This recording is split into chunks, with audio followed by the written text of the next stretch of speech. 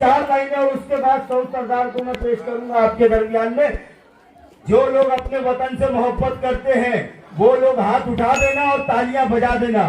चौथी लाइन पर हाथ उठाकर तालियां बजाना कि तेरी पेशानी पे हम वक्त का फरमान लिख देंगे। बेटा जिलाधिकारी को ये मैसेज पहुंचाना, कैमरा सामने करो और आगे करो कि तेरी पेशानी पे हम वक्त का फरमान लिख देंगे। बहुत पछताएगा जब जंग का ऐलान लिख देंगे। तेरी पेशानी पे हम वक्त का फरमान लिख देंगे।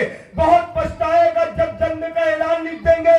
अरे तू हमारी हिम्मत और जुर्रत को ललकार मत, वरना लहू से तेरी धरती पे हिंदुस्तान लिख देंगे। बहुत शुक्रिया, बहुत शुक्रिया। आइए मैं सौद सरदार साहब को माइक पर आवाज देता हूं कि मोहतरम आप तशरीफ लाएं और अपने ख्यालात आपके दरमियान पेश। जिंदगी दी है तो जीने का हुनर भी देना, जिंदगी दी है तो जीने का हुनर भी देना, पैर बख्शे है तो तौफीक सफर भी देना। यूं तो मैं गूंगा था, तूने अता की है जुबान, अब मैं बोलूंगा तो लहजे में असर भी देना। आज के शानदार मीटिंग के सदर मोहल्ले की मशहूर मारूफ शख्सियत अली जनाब पीर मोहम्मद चाचा साहब, स्टेज पे बैठे हमारे सत्तार भैया, साबिर भैया, अनीस भैया, लाला चाचा, शब्बीर चाचा और मेरे बड़े भाई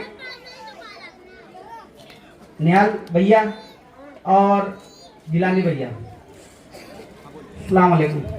दोस्तों, बुजुर्गों और साथियों, आपने देखा गुलदिस्ता 5 साल पहले जो लोग बोलते थे मुस्लिम सीट नहीं बैठेंगी, चुन के नहीं आ सकती, लेकिन दोस्तों आपने वो बता दिया कि मुसलमान का अमल दखल है, मुसलमान वजन रखता है। जो मुसलमान की कदर नहीं करता था आज वो लोग मुसलमान की कदर करेंगे। वो बता दिया आपने, एक मुस्लिम आमदार को चुनकर देकर और बेमिसाल हासिल किए। दोस्तों, बुजुर्ग साथियों, इलेक्शन का माहौल चालू है, बहुत उम्मीदवार बड़ी बड़ी बातें करने आपके सामने आएंगे, लेकिन मैं आपको बता देता हूं, आमदार फारूक शाह चुन के आए गुज़िश्ता 5 साल पहले, लेकिन इन्होंने जो काम किए वो दोस्तों सिर्फ 3 साल के अंदर किए। कोरोना का महामारी सिलसिला शुरू था, सभी बड़े बड़े मंत्री, आमदार, खासदार घर में बैठे थे, दरवाजे बंद करके बैठे थे, लेकिन उस वक्त मर्द मुजाहिद अली जनाब डॉक्टर फारूक शाह साहब आपके दरमियान में थे। दोस्तों, तमाम सर्वे किया, एनबीसीवर इंजेक्शन की तकलीफें आती थी, उन्होंने मुहैया करके दिया। उसी तरह ऑक्सीजन सिलेंडर की तकलीफ आती थी, उन्होंने मुहैया करके दिया। यहाँ तक के सर्वे करके जूना सिविल हॉस्पिटल के अंदर इन्होंने ऑक्सीजन प्लांट बना के दिया। और बहुत सारे मसले मसाइल थे, उन्होंने सर्वे करके सब मसले हल करके दिए। उसी तरह कोरोना का मामला खत्म हुआ, आमदार साहब ने सर्वे किया, जहां जहां जो तकलीफें थी, जैसे मुस्लिम इलाके के अंदर, अकलियती इलाके के अंदर, गरीब इलाके के अंदर, आमदार साहब ने सर्वे किया, उन्होंने देखा कि मुस्लिम लोगों की हालत बहुत खराब है। उन्होंने जुम्मा का दिन था, सर्वे करा, उन्होंने देखा कि मेरी माँ बहने, जैसे गरीब इलाका बोलो तो 2000 बस्ती अंबिका नगर के अंदर दोस्तों ऐसी हालात थी, जूना बरदई रोड की तरफ, वहां पर गटर नहीं थी, सही से रोड के इंतजाम नहीं थे, लाइट का इंतजाम नहीं था। अल्हम्दुलिल्लाह आमदार साहब ने सर्वे करके देखा कि मेरी माँ बहनें जुम्मा के दिन एक गड्ढे में पानी जमा करती है और वो उठा के जाके फेंकती है, फिर उसके बाद नहाती है। ऐसे बेकार हालात थे। आमदार साहब ने गरीब इलाके के अंदर से काम शुरू किया, अल्हम्दुलिल्लाह बहुत अच्छे से काम हुआ। उसी तरह अपने कब्रिस्तान की हालात सही से नहीं थी, उन्होंने हर कब्रिस्तान का काम किया। देवपुर कब्रिस्तान बोलो, मोमिन कब्रिस्तान बोलो, वर्जई रोड कब्रिस्तान बोलो, जलाल शाह कब्रिस्तान बोलो, मुगलई कब्रिस्तान बोलो, और सबसे बुरी हालात थी हमारे जूना धुलिया कब्रिस्तान की। वहां के लोग कचरा लाकर कब्रिस्तान के अंदर फेंकते थे। बस जानवर कुत्ते वगैरह कब्रों की बेहुरमती करते थे। कब्र के अंदर नाली का पानी आता था, लेकिन कुछ शराबी लोग कब्रिस्तान के अंदर बैठकर शराब पीते थे। कौन समझा ये बातों को? अल्हम्दुलिल्लाह, जो अपनी कायदत को लेके चलेगा, जो अपने लोग की तकलीफों को समझेगा, वही आपका काम करेगा। अल्हम्दुलिल्लाह, आमदार साहब ने बहुत अच्छे से काम करके दिए, वॉल कंपाउंड करके दिए, ब्लॉक लगा के दिए और रोडों का और लाइट का इंतजाम करके दिए। उसी तरह त्योहार का मौका आता था, हमारी माँ बहन बेटी गार्डन वगैरह में जाती थी, रास्ते में छेड़खानी होती थी। आमदार साहब ने देखा, उन्होंने सर्वे किया कि अपनी माँ बहने को तकलीफें आती थी, तो उन्होंने सर्वे करके सुल्तानिया मदरसे के अंदर के सामने वॉल कंपाउंड करके अच्छे से गार्डन बना के दिए। वहां पर लाइट वगैरह, झूला, ब्लॉक, गार्डन बहुत अच्छे से बना के दिया। अपनी माँ बहनें जाती है, खुशी का इजहार करती है, बच्चों लोग को ले आकर। अल्हम्दुलिल्लाह, कोई छेड़खानी नहीं है, आप समझ सकते हैं।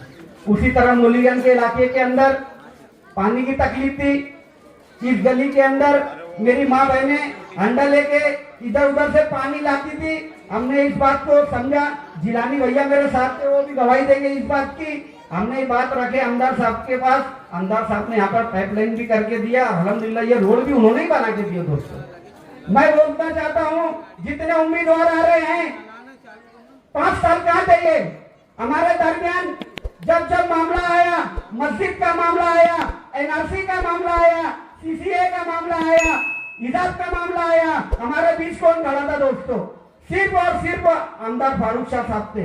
बाकी और कहाँ थे? मैं पूछना चाहता हूँ, बाकी और कहाँ थे जो अपनी बड़ी बड़ी बातें कर रहे? बड़ा रास्ता अपने अखियाती इलाकों से जाता है, अपने जूना अपने वर्जई रोड, ना जाने 15 साल से वहां पर नारियल फूट रहा।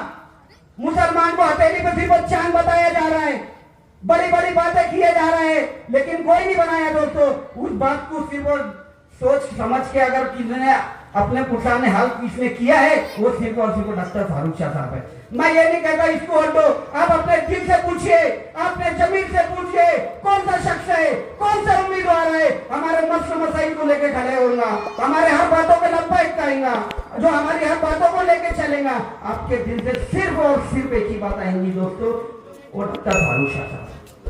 पूरे मुल्क के अंदर देख रहे मुसलमानों को कितनी तकलीफें आ रही है। नॉन बैलेंसिंग के नाम पर मुसलमानों को मारा जा रहा है, कहीं गोश्त के नाम पर मुसलमानों को टारगेट बनाया जा रहा है, कहीं हिजाब के नाम पर मुसलमानों को तकलीफ दिया जा रहा है। कौन उठाता बातों को? कौन बात करता? अपने मुसलमान की हिमायत कौन करता? दोस्तों, वो सिर्फ और सिर्फ अपने असदुद्दीन ओवैसी साहब उठाते हैं। दुनिया की बात होती तो आमदार फारूक शाह उठाते हैं। मैं बोलना चाहता हूँ, अभी कुछ दिन पहले लोकसभा का इलेक्शन हुआ, आमदार साहब ने सब उलमाए कराम को लेके, जिम्मेदार को लेके एक मीटिंग रखे कि किसका काम करना चाहिए। तो दोस्तों, सबका राय यही थी कि कांग्रेस का काम करना होगा। अल्हम्दुलिल्लाह, आमदार साहब ने उस बात को लब्बैक किया। आपने देखा, हर गली गली घूमकर, हर फूट पे घूमकर आमदार साहब ने उसका प्रचार किया। लेकिन मुझे वो उम्मीदवार चुन के आने के बाद मस्जिद का मामला आया, हमारे साथ आई थी क्या? वो शोभाताई चौहान आई थी अपने साथ? बचाओ नहीं। कल यहाँ पर अनिल गोटे के स्टेज पे बैठी थी वो, जिन्हें एक आरएसएस का, सबको पता है ये आरएसएस का है अनिल अन्ना गोटे, फिर भी उसकी हिमायत कर रही है। वो मेरा बोलना यही है दोस्तों, जो अपनी कायदत को लेके चलेगा वही अपनी तकलीफों को समझेगा। अल्हम्दुलिल्लाह, आमदार साहब हर फील्ड में, हर शोबे में, हर क्षेत्र में अल्हम्दुलिल्लाह बहुत अच्छे से काम किया है। जो एक मिस्त्री मजदूरी करता है, बाद में उसको तनख्वाह दी जाती है, तो उसी तरह का जैसे आमदार साहब ने पूरा 5 साल आपके दरमियान में हर बातों को लेके चले, तो अपना कहना है वो अभी उनके मजदूरी का टाइम है, हमें उनको वोट देना चाहिए। और किसकी बहकाव में नहीं आते हुए अपना कीमती वोट अली जनाब डॉक्टर फारूक शाह साहब को देके कामयाब करेंगे। इतना बोल के अपने दोस्त साथ में